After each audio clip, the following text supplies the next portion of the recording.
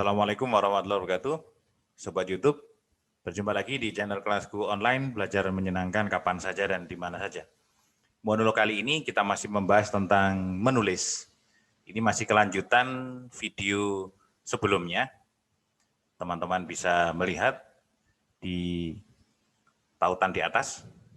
Teman-teman bisa belajar dulu di video yang pertama bagaimana seorang calon penulis harus mengisi amunisi tentang kepenulisan, pengetahuan tentang kepenulisan itu harus dikuasai terlebih dahulu sebelum melakukan praktik menulis. Ini adalah sesuatu yang sangat penting.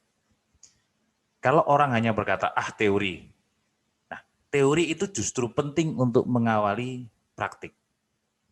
Walaupun ketika kita praktik, kita masih belajar. Nah, maka kali ini kita akan membahas apa yang dilakukan setelah kita menguasai dasar dari menulis.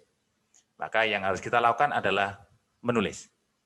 Ya, mempraktikkan apa yang kita dapat ketika kita mempelajari teori. Practice make perfect. Artinya apa?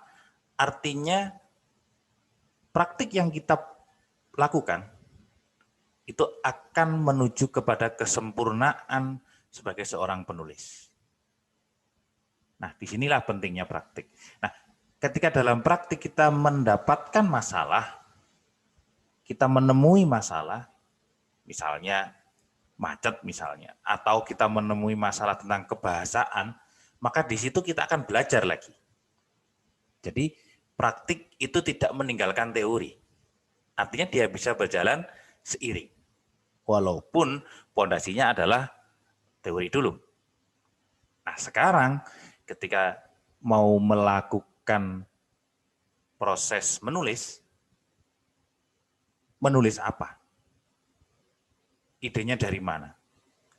Hal yang paling mudah untuk ditulis adalah pengalaman-pengalaman yang telah lampau, yang pernah kita lakukan. Ini yang kita namakan dengan catatan harian, atau kita namakan dengan refleksi diri terhadap aktivitas-aktivitas yang kita lakukan yang telah lampau. Contoh misalnya, sebagai seorang guru, misalnya kita anggap masa-masa seperti ini masa-masa luring misalnya, atau tatap muka. Kita datang ke sekolah, kita banyak menemukan fakta-fakta menarik di sekolah, maka itu bisa menjadi tulisan. Hal yang sederhana saja, misalnya ada sampah yang jatuh di sebelahnya tempat sampah. Itu bagi orang yang punya kepekaan melihat sebuah fakta, maka itu bisa menjadi tulisan. Dan sangat mudah ketika dia mengungkapkan dalam bentuk tulisan. Nah, sebenarnya disinilah pengetahuan kita yang tadi kita dapat diasah kembali dengan praktik, yang nanti praktik itu akan berjalan seiring dengan teori-teori yang akan kita pelajari. Menulisnya tidak usah banyak-banyak. Kalau saya menerapkan pada saat quick writing series itu, cobalah menulis hanya 2 halaman saja atau 1 lembar ukuran A5. Spasinya berapa? Spasinya 1,5. Coba setiap hari menulis itu terus. Menulis pengalaman pribadi, mengingat kembali pengalaman-pengalaman yang telah lampau, yang telah lalu, entah jadi siswa, pada saat jadi guru, itu banyak hal-hal yang menarik yang bisa kita bagi ke orang lain dalam bentuk tulisan.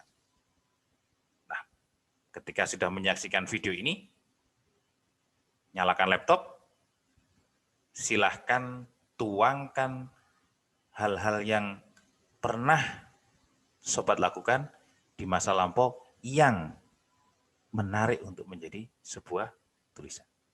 Itu PR pada monolog kali ini.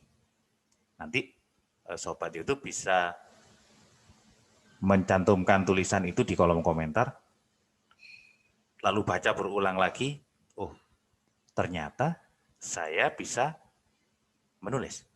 Atau teman-teman kalau ingin mencari inspirasi, silahkan buka di tulisan-tulisan saya di kelaskuonline.id atau kelaskuonline.id.